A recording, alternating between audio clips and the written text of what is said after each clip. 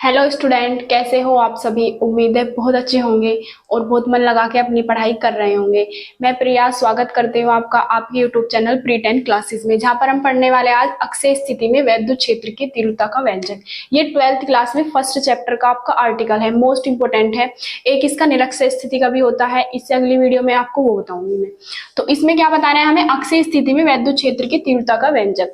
जो अक्षय स्थिति में है ना, वैद्युत क्षेत्रीय तीव्रता निकालनी है, लेकिन ये वैद्युत द्विध्रुव के कारण होता है। क्वेश्चन आपका इस तरीके से भी आ सकता है, वैद्युत द्विध्रुव के कारण अक्षय स्थिति में वैद्युत क्षेत्र की तीव्रता का व्यंजक। या तो अक्षय स्थिति कहेगा या फिर अनुदैर्ध्य स्थिति कहेगा। तो इसमें हमें वैद्युत क्षेत्र की तीव्रता निकालनी है। तो आर्टिकल करने से पहले इनमें क्या होता है, सबसे पहले इनमें डायग्राम होता है। डायग्राम को आपको बहुत अच्छे से समझना होता है और फिर जो उसकी थ्योरी होती है डायग्राम को देख के लिखते हैं, और बस फिर हमें क्या करना होता है, एक सूत्र होता है उसे प्रूफ करना होता है। तो इसमें हम क्या मानेंगे, वैद्युत द्विध्रुव ले लेंगे हम एक। हमने मान लिया एक वैद्युत द्विध्रुव हमारा ये है, यहाँ पे माइनस क्यू आवेश है और यहाँ पे प्लस क्यू आवेश है। ये बिंदु ए है, ये बिंदु बी है। हमें वैद्युत द्विध्रुव के कारण निकालनी है अक्षय स्थिति में वैद्युत क्षेत्र की तीव्रता। वैद्युत द्विध्रुव क्या होता है ये मैं आपको बता चुकी हूँ, वो वीडियोस आपको पता होने चाहिए। वैद्युत द्विध्रुव क्या होता है, वैद्युत द्विध्रुव आघूर्ण, वो भी लगेगा इसमें। तो हमने क्या मान लिया, वैद्युत द्विध्रुव एक, इससे आर दूरी पर वैद्युत द्विध्रुव का केंद्र है ये बिंदु O। तो इससे आर दूरी पर वैद्युत द्विध्रुव के केंद्र से आर दूरी पर एक बिंदु P है, अक्षय स्थिति में है। अक्षय स्थिति होती है सीधी सीधी, निरक्षय स्थिति होती है ऐसे। अगर हम ये हमारा वैद्युत द्विध्रुव इसके सीधे सीधे जा रहे हैं तो इसकी अक्षय स्थिति है, और अगर इसके ऐसे जाते तो वो निरक्षय स्थिति होती है। तो अक्षय स्थिति बिंदु मतलब आर दूरी पर बिंदु P है, जहां पर हमें वैद्युत क्षेत्र की तीव्रता ज्ञात करनी है। अब इस चित्र को देख के जो हमने लिखा है उसे लिखेंगे भी। हमने ये पढ़ा है कि जो वैद्युत द्विध्रुव होता है उसके बीच की दूरी कितनी होती है, 12। ये दूरी 12 है यहां से यहां तक, तो ये दूरी कितनी हो गई, L, और ये दूरी भी कितनी हो गई, L। उम्मीद है आपको समझ आ गया होगा। अब इसमें हम इसकी जो हमने बनाया ना चित्र, इसकी थ्योरी लिखना बहुत जरूरी है। आर्टिकल में हमें ये जो चित्र बनाते हैं उसे लिखना जरूरी है, चाहे उल्टा सीधा कुछ भी लिख दो, लिखते वही है जो इसमें मतलब बना हुआ है। एक या दो लाइन लिख सकते हैं। तो हम क्या लिखेंगे, माना एक वैद्युत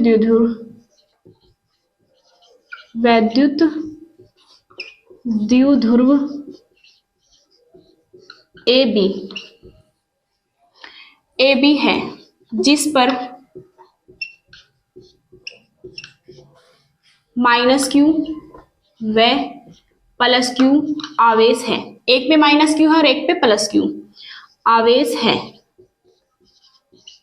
द्विध्रुव के केंद्र O, द्विध्रुव का केंद्र क्या है, इसका बीचों बीच बिंदु क्या है हमारा O।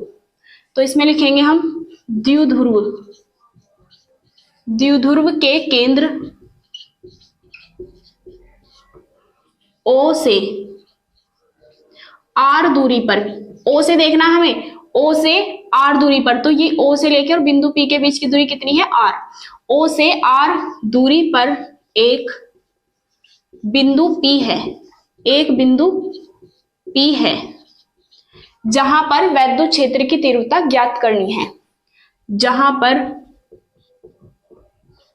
वैद्युत क्षेत्र की तीव्रता, वैद्युत क्षेत्र की तीव्रता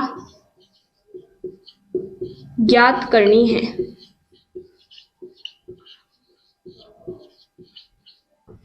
अब हम क्या निकालेंगे, हमें बिंदु P पर वैद्युत क्षेत्र की तीव्रता निकालनी है, प्लस क्यू आवेश के कारण भी और माइनस क्यू आवेश के कारण भी। अब इसमें हम कैसे लिखेंगे, तो सबसे पहले हम इसमें लिखेंगे प्लस क्यू आवेश के कारण। प्लस क्यू आवेश क्या है, ये प्लस क्यू आवेश है। प्लस क्यू आवेश के कारण बिंदु P पर, कौन से बिंदु पर, बिंदु P पर वैद्युत क्षेत्र की तीव्रता, वैद्युत क्षेत्र की तीव्रता। इसका सूत्र क्या होगा, E1। सूत्र क्या हो जाएगा हमारा, E1 बराबर 1/4πε0, और सूत्र हमारा आवेश कितना है, प्लस क्यू, और बटे बीच की दूरी कितनी लिखते हैं, R। अब बीच की दूरी देखेंगे हम, बिंदु हमें कहां से लेना है, प्लस क्यू से बिंदु P पर वैद्युत क्षेत्र की तीव्रता, तो बीच की दूरी कितनी है, BP। तो हम क्या लिख देंगे, BP का वर्ग। अब हम बीपी देखेंगे, बीपी का मान क्या है। चित्र से देखो भाई, यहां से यहां तक की दूरी कितनी है हमारी r, और यहां से यहां तक की दूरी कितनी है l।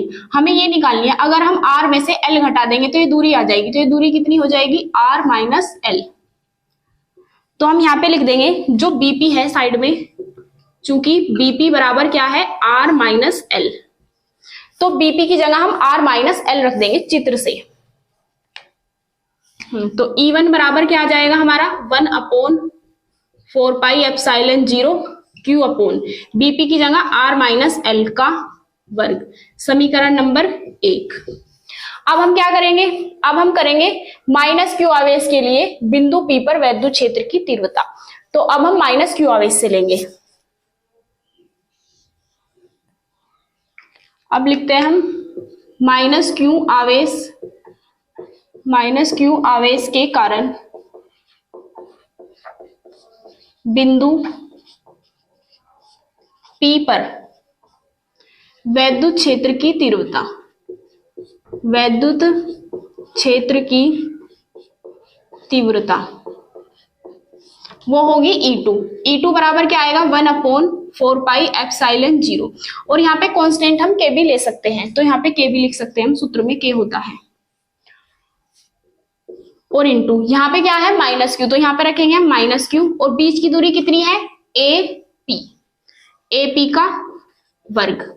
अब हम लिखेंगे चित्र से, हमें पता है चूंकि AP बराबर कितना है, AP को देखो भाई, यहां से यहां तक की दूरी तो कितनी है r, और यहां से यहां तक की दूरी कितनी है l, तो AP क्या हो जाएगा r प्लस l, AP बराबर r प्लस l, तो उठा के यहां रख देंगे।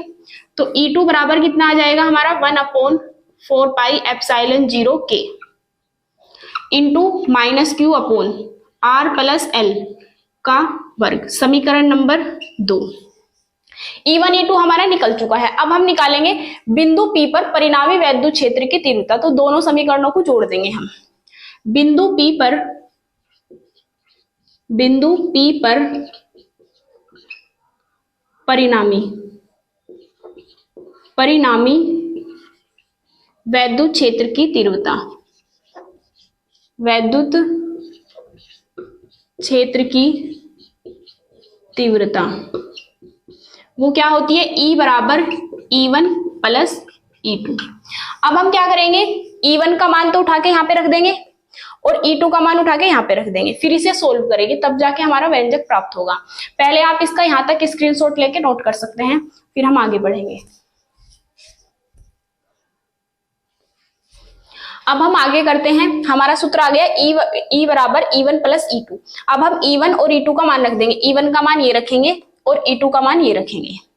तो हम लिखेंगे E बराबर, E1 की वैल्यू तो ये रही 1/4 पाई epsilon 0 K into Q upon R minus L का वर्ग। बीच में हमारा प्लस का साइन आएगा, कौन सा साइन है प्लस का, लेकिन हम देखेंगे माइनस Q है, तो प्लस माइनस यहाँ पे क्या आ जाएगा माइनस, और फिर ये लिख देंगे 1/4 पाई epsilon 0 K into Q upon R plus L का वर्ग। अब हम ध्यान से देखेंगे दोनों में कॉमन क्या है, Q यहाँ पे भी है, Q यहाँ पे भी है, 1/4 पाई एप्सिलॉन 0 K यहाँ पे भी है और यहाँ पे भी है, तो यही हम कॉमन ले लेंगे Q upon 4 pi epsilon 0 K, ये तो हमने कॉमन ले लिया।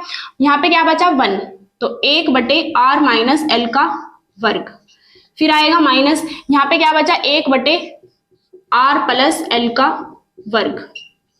अब हम क्या करेंगे, इसे सोल्व करेंगे, दोनों का क्या लेंगे एलसीएम, तो ये आ जाएगा Q upon 4 pi epsilon 0 K, LCM होगा इसका, एलसीएम होगा R माइनस L का वर्ग और R प्लस L का वर्ग, R माइनस L का वर्ग और R प्लस L का वर्ग, तो इसकी गुना तो इधर हो जाएगी और इसकी गुना इधर हो जाएगी, तो R प्लस L का वर्ग माइनस R माइनस L का वर्ग। अब हम लिखेंगे Q upon 4 pi epsilon 0 K। यहाँ पे हम इसका फॉर्मूला खोल देंगे, हमने सूत्र पढ़ा है 8वीं क्लास में, आपने पढ़ा होगा a प्लस बी का होल स्क्वायर और फिर पढ़ा होगा a माइनस बी का होल स्क्वायर, तो दोनों के हम सूत्र खोलेंगे, तो इसको क्या कहेंगे r स्क्वायर a का वर्ग प्लस b का वर्ग l स्क्वायर और प्लस 2ab, तो ए की जगह है आर और बी की जगह है एल, बीच में माइनस आएगा। अब इसे खोलेंगे तो यहाँ पे ब्रैकेट लगा देंगे हम, आर का वर्ग आर स्क्वायर प्लस एल का वर्ग एल स्क्वायर और माइनस 2RL। ये माइनस वाला सूत्र होता है, ए का वर्ग प्लस बी का वर्ग माइनस 2AB और बटे में हमारा जो का तू रहेगा ये आर माइनस एल का वर्ग और आर प्लस एल का वर्ग। मैं इसे मिटा देती हूँ नीचे से।